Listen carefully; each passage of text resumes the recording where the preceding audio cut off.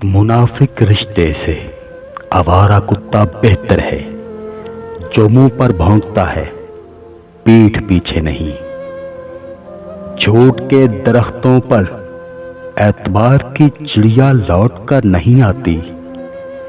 शुक्र है रब का, उसने धोखा खाने वालों में रखा, धोखा देने वालों में नहीं।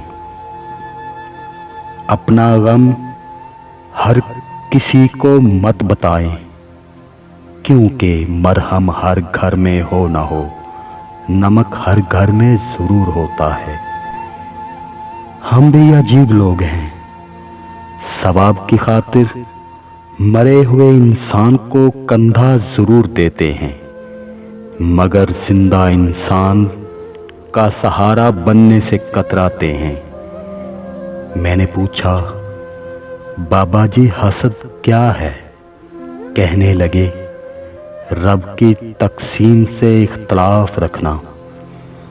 लोगों ने अपने घरों को जन्नत बना लिया और जन्नत में घर बनाना भूल गए।